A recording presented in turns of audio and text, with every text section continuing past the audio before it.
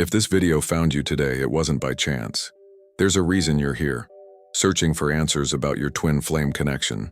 And what I'm about to share with you might be the most important thing you'll hear about this journey. Because Carl Jung discovered something that changes everything we think we know about why twin flames separate, why the pain feels so unbearable, and why one of you had to walk away. This isn't about runners and chasers. It's not about divine timing or ascension codes. What Jung uncovered goes deeper than any of that, into the actual psychological mechanism that makes the twin flame experience so devastating and so necessary at the same time. You've probably spent months, maybe years, trying to understand why someone who felt like home suddenly became unreachable, why the connection that seemed so perfect collapsed into silence and distance, why you can feel them energetically but can't reach them physically. And here's what most twin flame teachers won't tell you because they don't understand the psychology behind it. Your twin flame isn't running from you. They're being forced through what Jung called the final test, a psychological crucible so intense that most people would rather abandon the connection entirely than face what it demands of them. And if you're the one left behind, confused and heartbroken, you're being put through your own version of this test. Because twin flame separation isn't about punishment or karma, or lessons you failed to learn in past lives. It's about a psychological death that has to happen before either of you can sustain the depth of intimacy this connection requires. Jung spent 6 years of his own life going through this exact process, and what he discovered during that descent became the foundation for understanding why love sometimes has to break us completely before it can make us whole. The pain you're feeling right now, the obsessive thoughts, the dreams that feel more real than waking life, the sense that part of your soul is missing, all of it is pointing to something Jung identified as the confrontation with the unconscious. And your twin flame had to face this confrontation alone, in complete isolation from you, or the connection would have destroyed both of you.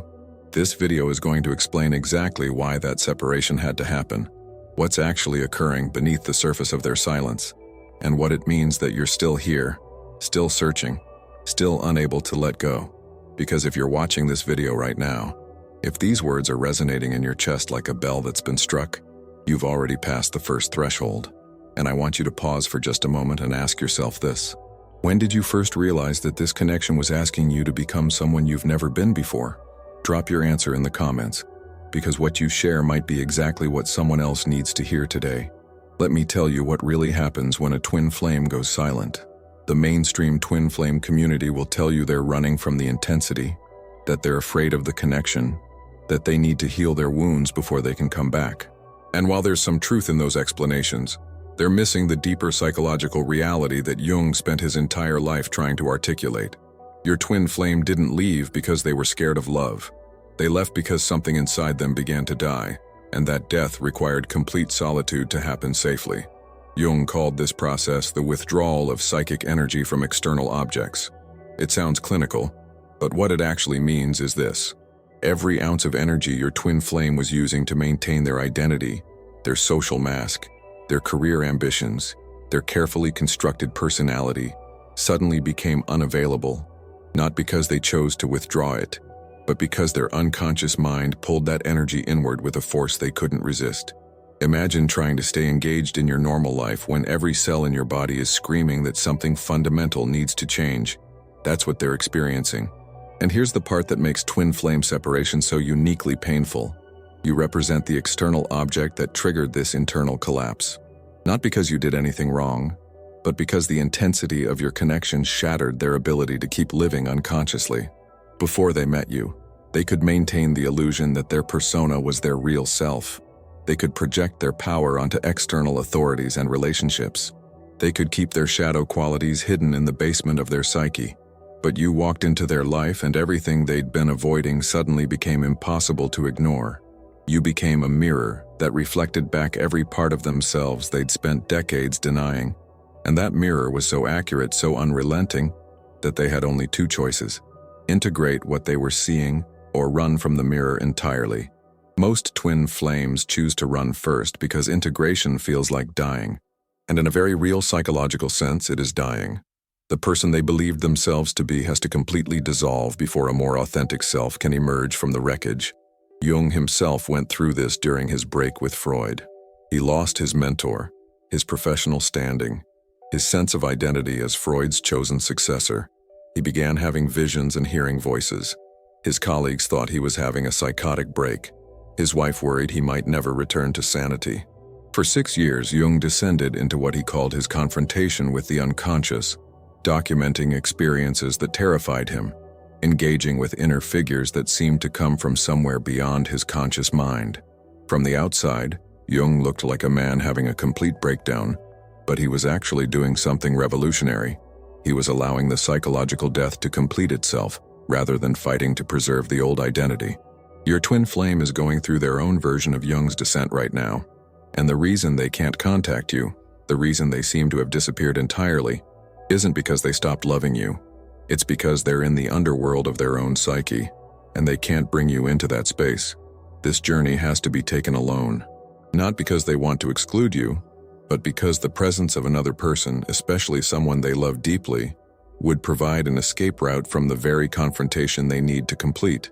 And if you've been drawn to understand twin flames through a Jungian lens, if you want to transform your pain into deep self-knowledge, I want you to know about something we created specifically for this journey. It's called the Shadow Protocol, a 30-day Jungian guide to break the addiction to impossible love. You'll find it in the pinned comment. It's there if you feel called to go deeper into your own process while they go through theirs.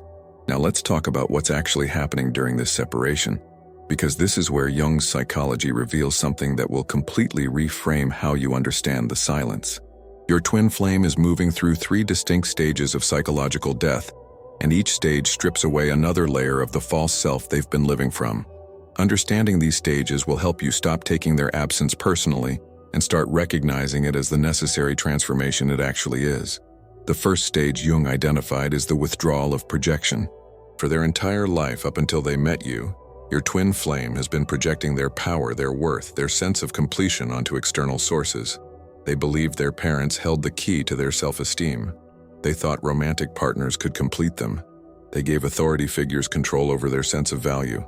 They looked to career success or social validation to prove they mattered. These projections create a kind of psychological scaffolding that holds up their sense of self. When twin flames meet, that scaffolding begins to collapse. Suddenly, they can't maintain the comfortable illusion that someone else is responsible for their happiness or their healing. They can't keep giving their power away to external authorities. They can't keep waiting for validation from sources outside themselves. This withdrawal feels catastrophic because they're losing all the structures they've used to avoid taking full responsibility for their own life. And you, as their twin flame, represent the person they most wanted to make responsible for their fulfillment. They projected onto you the hope that finally, someone would complete them, heal them, save them from themselves. But the twin flame connection doesn't allow that kind of projection to survive. The intensity of what you share forces both of you to take your power back, to stop looking outside for what can only be found within. When your twin flame withdrew from you, they were actually beginning the painful process of withdrawing their projections. They're learning that you can't save them, that no one can, that the work of becoming whole is theirs alone. The second stage cuts even deeper. Once projection withdraws and they're sitting with their own responsibility and power, they come face to face with their shadow. Everything they've spent their entire life denying, repressing, judging as unacceptable, the rage they've never expressed, the selfishness they've always condemned, the cruelty they insist they're incapable of, the sexuality they've judged as wrong, the neediness they've masked with independence. Every quality they've disowned suddenly becomes visible and undeniable. What makes the shadow encounter so devastating is that they can no longer maintain the story they've told themselves about who they are. They see clearly that they're capable of the very behaviors they've judged most harshly in others. They recognize that their greatest criticisms of people, maybe even criticisms they directed at you during arguments, were always descriptions of their own disowned qualities.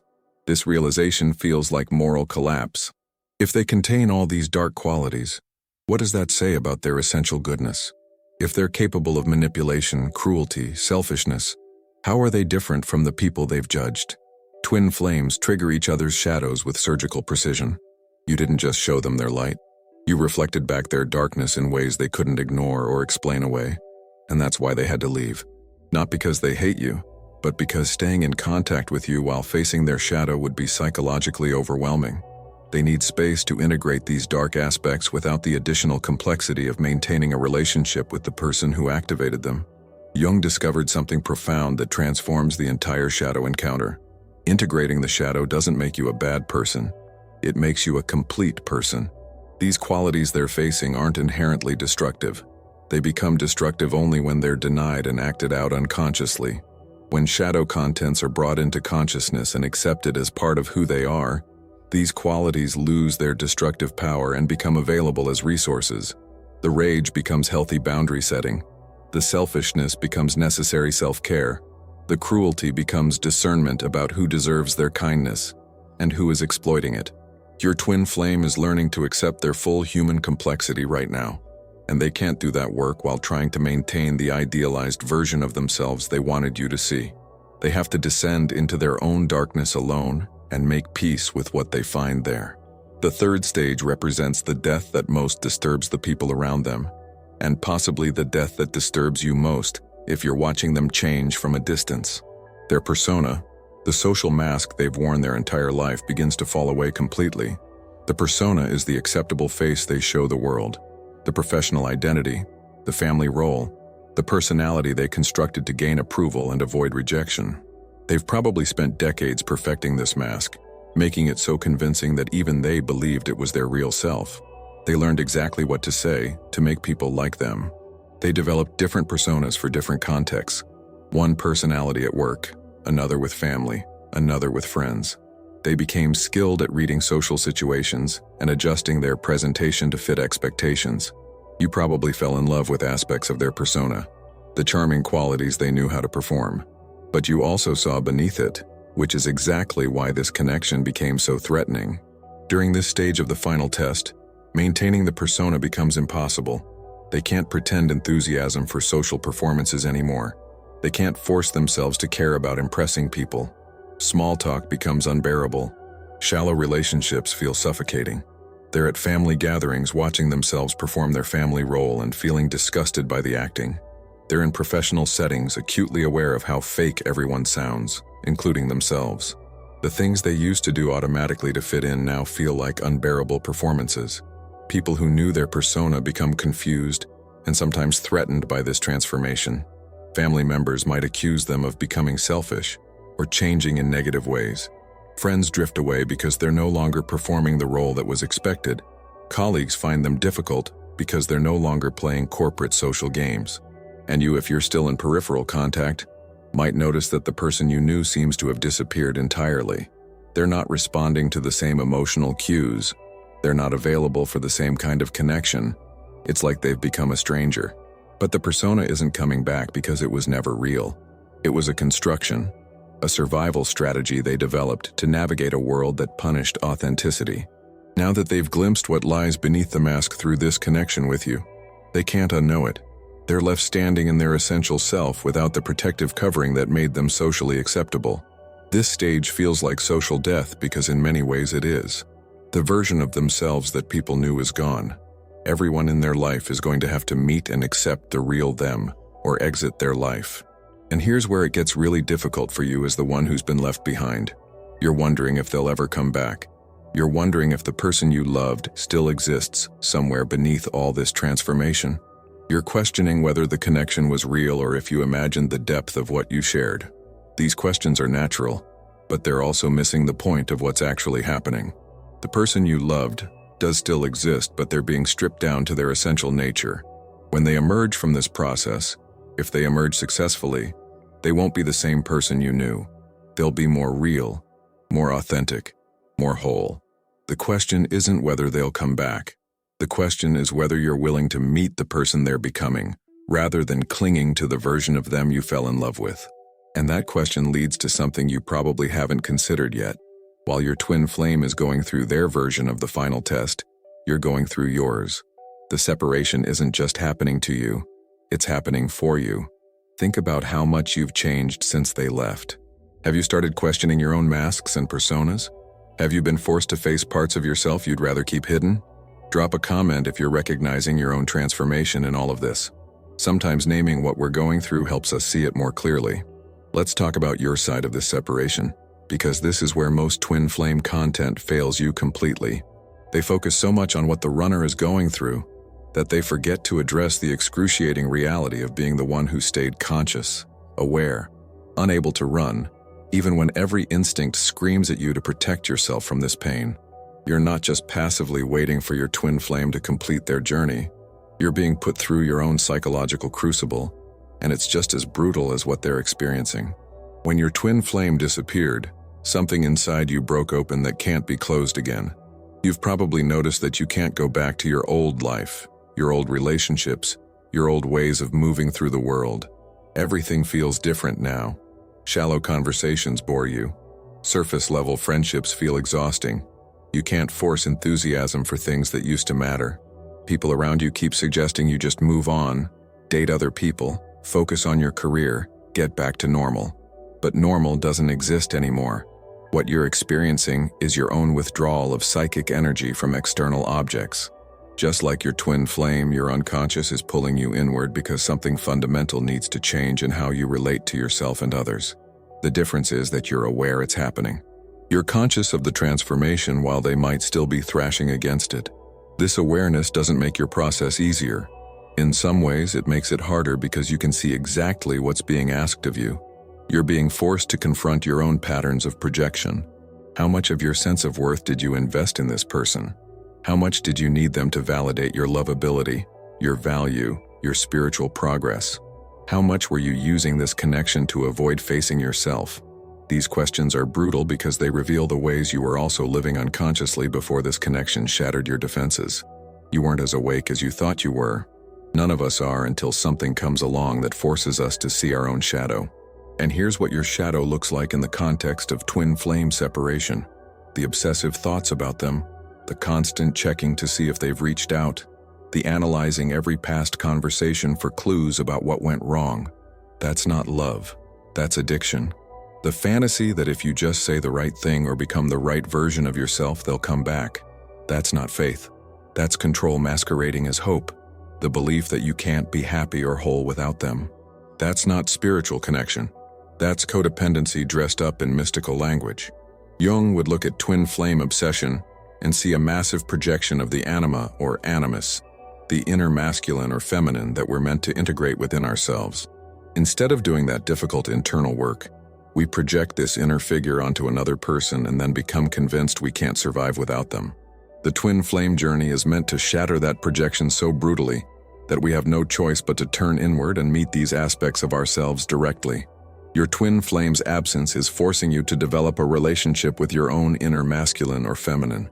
If you're a woman obsessing over your masculine twin flame, you're being asked to develop your own inner masculine qualities: strength, direction, clarity, protection, not from him, but from within yourself. If you're a man devastated by the loss of your feminine twin flame, you're being asked to integrate your own inner feminine. Receptivity, intuition, emotional depth, nurturing, not through her, but through your own psychological development. This is the work Jung called individuation, becoming a whole, complete individual rather than half a person, desperately seeking completion through another. And it's the hardest psychological work a human being can undertake because it requires you to give up the fantasy that anyone outside yourself can make you whole. You have to become both masculine and feminine, both strong and soft, both independent and connected. You have to integrate all the opposites within yourself that you were trying to resolve through union with your twin flame. The separation isn't keeping you from union. It's creating the psychological conditions that make true union possible, because two half people coming together don't create wholeness. They create codependency. Two whole people coming together create something entirely different. A conscious partnership between two individuals who have done the internal work of integration. But you can't get there by focusing on them. You can only get there by turning all that obsessive energy back toward yourself and doing the shadow work you've been avoiding. What parts of yourself have you been rejecting that this connection is highlighting? What patterns keep repeating in your romantic history that this separation is forcing you to finally address? What would it mean to become so complete within yourself that whether they return or not, you'd be genuinely okay? Now we're going to go somewhere that most twin flame teachings avoid entirely because it's uncomfortable and doesn't sell well. The possibility that your twin flame might not come back, not because the connection wasn't real, but because the final test has different outcomes depending on whether someone passes consciously or retreats back into unconsciousness. Jung documented both possibilities in his clinical work, and understanding them will free you from the toxic positivity that keeps so many people trapped in endless waiting. Some people who enter the confrontation with the unconscious don't make it through to integration. They get overwhelmed by the shadow encounter, and instead of accepting their darkness, they repress it even more forcefully. They face the death of their persona, and instead of allowing authenticity to emerge, they construct an even more elaborate mask. They experience the withdrawal of projection, and instead of claiming their own power, they find new external sources to depend on. These people return to unconscious living, often more defended than before because now they've seen what lies beneath and they're determined never to look there again. If your twin flame takes this path, they'll likely enter a new relationship quickly, not because they've healed, but because they need someone else to project onto, someone who hasn't seen their shadow, someone who will let them maintain their new, improved persona without challenge. They'll probably tell themselves and others that they've moved on, that the connection with you was just an intense but ultimately dysfunctional phase they had to grow beyond. They might even frame you as the problem, the person who brought out their worst qualities, the relationship that was holding them back. And here's what you need to understand about this scenario. If it happens, it's not because you failed or because the connection wasn't as deep as you believed. It's because they chose unconsciousness over the pain of transformation. They chose comfort over growth. They chose the familiar prison of their old patterns over the terrifying freedom of authenticity. This is their choice, and it says nothing about your worth or the validity of what you experienced together. Jung was very clear that not everyone completes individuation. Most people never even begin it. They live their entire lives identified with their persona, projecting their power onto external authorities, avoiding their shadow at all costs. The twin flame connection offers an opportunity for accelerated psychological evolution, but it's still just an opportunity. Either person can refuse it at any point and retreat back into conventional living. The other possibility is that your twin flame is moving through the final test consciously, allowing the death and rebirth to complete itself, and they will eventually emerge as a genuinely transformed person. If this is happening, you won't hear from them until the integration is substantially complete, because part of what they're integrating is the ability to be in relationship without losing themselves, without projecting their power, without hiding behind a persona. They can't demonstrate that ability by reaching out before the work is done. This is where twin flame waiting becomes spiritually dangerous if you're not careful. You can spend years of your life in suspended animation, putting your own growth on hold while you wait for someone who might never return or might return. So change that the connection no longer works the way you remember. The final test for you isn't just about whether you can survive their absence. It's about whether you can fully live your life regardless of whether they return. Can you pursue your own dreams without waiting for them to witness your success? Can you open your heart to other possibilities without feeling like you're betraying the connection? Can you become so whole within yourself that if they showed up tomorrow, you'd evaluate the relationship clearly rather than desperately accepting whatever they offer just to end the separation? These questions reveal whether you're actually doing your own integration work or just spiritually bypassing your way through endless waiting. And if you're feeling the weight of all this, if you're realizing that maybe you've been waiting instead of transforming, I want you to know there's a path forward. The Shadow Protocol was created specifically for this moment, when you're ready to stop waiting and start becoming. It's in the pinned comment if you feel called to that deeper work. But whether you use that resource or not, the invitation remains the same. Stop waiting for them to complete you and start completing yourself. Here's what I want you to consider, and I really want you to drop this in the comments because it matters. What would change in your life if you genuinely accepted that they might never return? Not as a pessimistic thought, but as a liberating truth that frees you to fully live right now. Let's talk about what happens if they do come back, because this is where the fantasy of twin flame reunion collides with the reality of two people who have both been through psychological death and rebirth. The reunion you're imagining probably looks like the moment all the pain finally makes sense, when you fall into each other's arms and everything clicks into place and you live happily ever after in perfect spiritual union. Jung would tell you that fantasy is your ego trying to avoid the actual work of conscious relationship. If both of you successfully pass the final test, if both of you integrate your shadows and withdraw your projections and drop your personas, the reunion won't look anything like what you're imagining, because you'll both be fundamentally different people than you were when the separation began.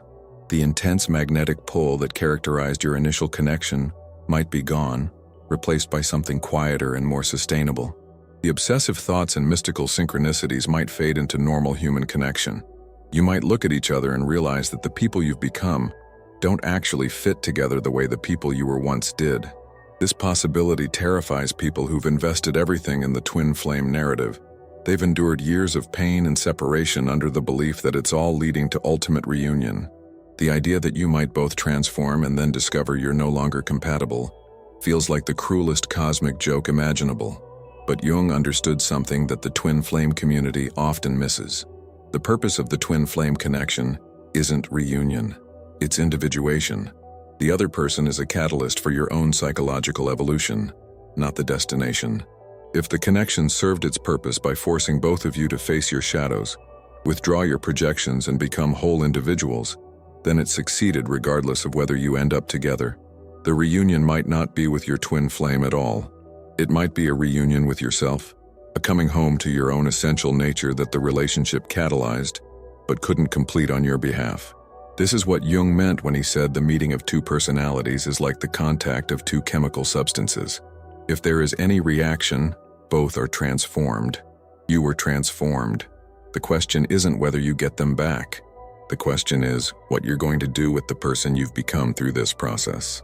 Are you going to use your newfound wholeness to build a life of meaning and depth? Or are you going to stay frozen in the story of what might have been, forever oriented toward a reunion that may never come or may not look like what you expected?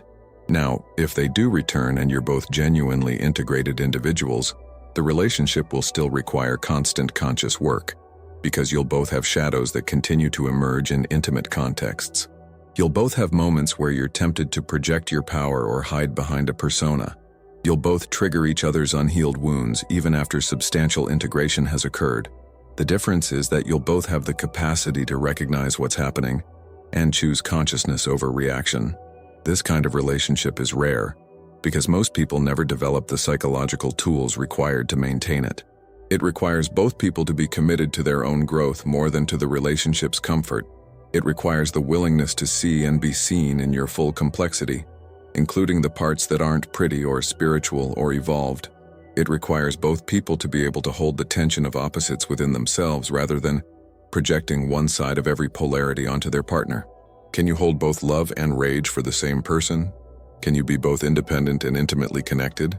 Can you maintain your own wholeness while also being genuinely vulnerable? Can you see your partner's shadow without trying to fix it or run from it? These capacities don't develop overnight. They develop through years of conscious practice, and even then, they're constantly being tested by life's challenges and the normal friction of two complex people sharing space. Jung believed that conscious partnership between two individuated people was possible, but he also observed that it was extraordinarily uncommon. Most relationships operate from unconscious projections, shared personas, and unexamined shadows. They work until they don't, and then people either divorce or settle into quiet resentment. The twin flame connection offers something different, but only if both people are willing to do the brutally honest work of integration without guarantee of reunion. So what does this mean for you right now, in this moment, still dealing with their absence or their return or the confusion of not knowing which one is coming? It means you have to make a choice. You can keep living in the fantasy of future reunion, postponing your life until they're ready to meet you there. Or you can accept that the gift of this connection was the shattering it created, the way it broke you open and forced you to see yourself clearly. You can honor what you shared by becoming the most whole, authentic, integrated version of yourself, regardless of whether they're there to witness it. We've come to the end of this exploration, and if you're still here, still breathing through the weight of everything we've uncovered together, I want you to know something important. Your willingness to face these truths, to question the comfortable narratives, to sit with the possibility that this journey is about your own transformation rather than guaranteed reunion, that willingness is proof that you've already passed the most important test. Most people never risk this level of honesty with themselves. They stay safely inside the fantasy, inside the waiting, inside the story that absolves them of responsibility for their own wholeness.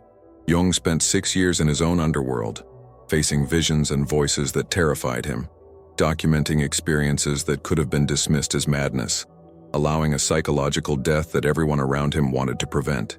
He emerged from that descent with a map of the human psyche that has helped millions of people understand their own darkness and transformation. Your descent through twin flame separation is creating its own kind of map.